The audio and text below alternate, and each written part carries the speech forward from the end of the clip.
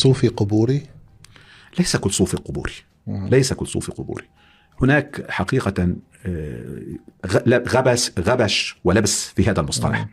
يعني قديما كانت الصوفية تطلق على الزهاد، تطلق على شخص زاهد، أيوة، إنسان يعني زكى نفسه، إنسان يعني ابتعد عن بالضبط، إنسان ابتعد عن الدنيا وزخارف الدنيا وحطام الدنيا. هذا الصوفي الحقيقي، هذا الصوفي الحقيقي ما بقى موجود. ولكن للأسف على متصوف يعني طرأ على التصوف انحرافين. الانحراف الأول أو انحرافان. الانحراف الأول هو التصوف الفلسفي، والانحراف الثاني هو التصوف الخرافي القبوري. الانحراف الفلسفي اللي ابن سبعين وابن الفارض وابن عربي اللي بيقولوا بأن الله تعالى هو العالم، وحدة الوجود، أو أن الله حل والعياذ بالله كفار بالعالم. كفار. أنا بقول لك من عندي كفار حتى عند مشايخ التصوف.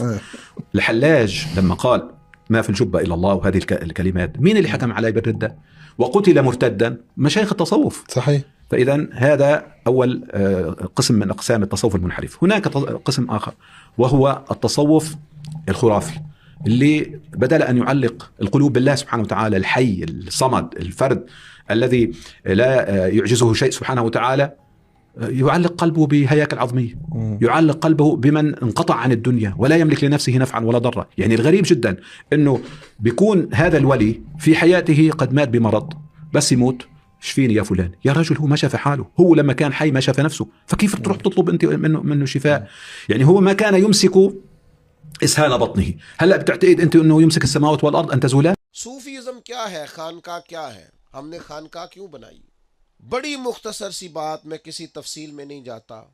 نبی پاک علیہ السلام نے جو اپنی بعثت کے مقاصد بیان کیے نا کہ میں دنیا میں کیوں آیا ہوں، ان میں سے ایک بڑا مقصد نبی پاک نے یہ بیان کیا ہے کہ میں اخلاق کی تکمیل کرنے دنیا میں آیا.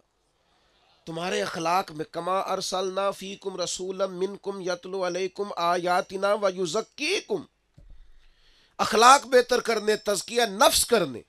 صوفیزم کیا ہے؟ اخلاق کی تربیت کا نام صوفیزم ہے.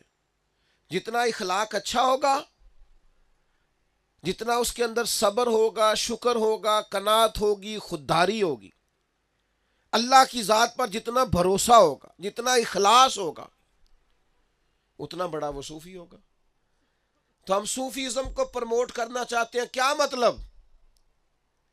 جو یہ ہم سے پوچھتا ہے کہ آپ صوفیزم کو پروموٹ کرنا چاہتے ہیں، تو ہم اسے بتاتے ہیں کہ ہم 5 چیزوں کو صوفیزم سمجھتے ہیں، 5 چیزوں کو خانقاہی نظام سمجھتے ہیں. یہ مختلف کتاب و سنت سے جو نچوڑ میں نے اپنے سنگیوں کے لیے بنایا وہ آپ کو پیش کر رہا ہوں. 5 چیزیں. سب سے پہلے صوفیزم کا پہلا نقطہ یہ ہے کہ ہر چیز سے بڑھ کر اللہ اور اس کے رسول سے محبت کرنی.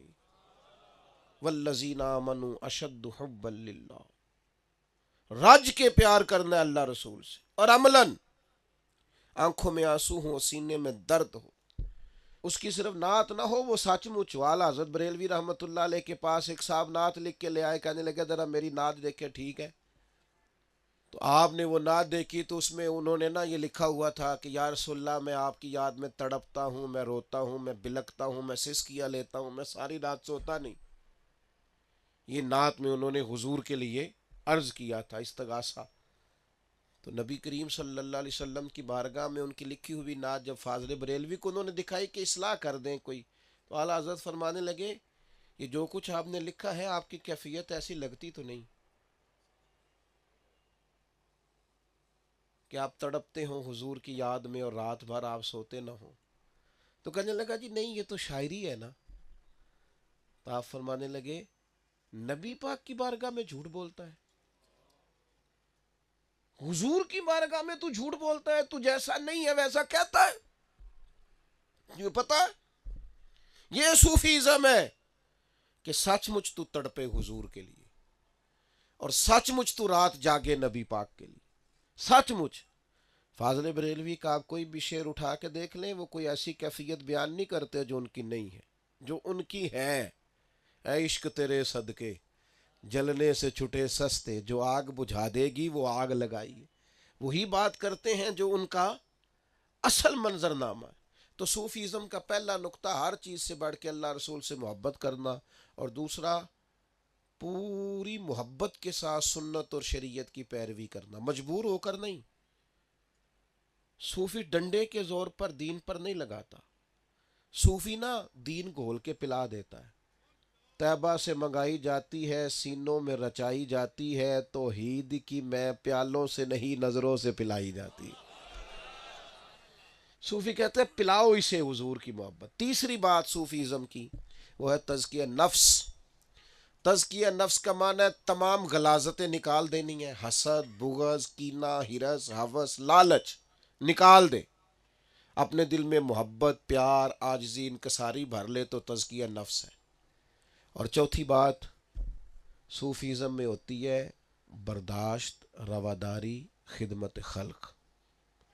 برداشت اور رواداری نہ ہو تو مخلوق کی خدمت نہیں ہوتی.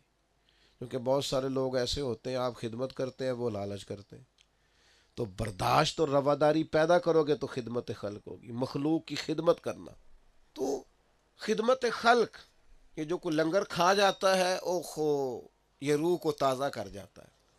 دنیا آوے کھا کھا جاوے راضی ہووے بلا. اس کا کوئی مزہ ہے جو کوئی لنگر کھا کے جاتا ہے؟ اس کا کوئی سرور ہے؟ یہ روحانیت ہے. اور پانچویں بات ہے صوفیزم میں یقین کامل ہو اور اخلاص پورا ہو. اگر یہ 5 باتیں موجود ہوں تو صوفی کامل ہے.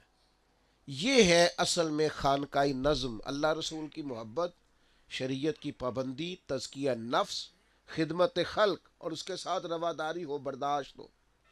اور پانچواں یقین کامل. اور یہ ہم آپ کے اندر پیدا کرنا چاہتے ہیں، یہ ہم اپنے اندر پیدا کرنا چاہتے ہیں، یہ ہم سوسائٹی میں پیدا کرنا چاہتے ہیں، یہ ہم ماحول کو دینا چاہتے ہیں. یہ تحریک اصلاح معاشرہ ہے، یہ خانقاہ شریف ہے، یہی ہمارا سارا کچھ. اسی کے لیے محنت کر رہے ہیں، اسی کے لیے ادارے بنا رہے ہیں، اسی کے لیے بچے پڑھا رہے ہیں، اسی کے لیے کتابیں لکھ رہے ہیں. یہی ہمارا اصل عنوان ہے. اب یہ پیدا ہو گیا تو سب ٹھیک ہو گیا.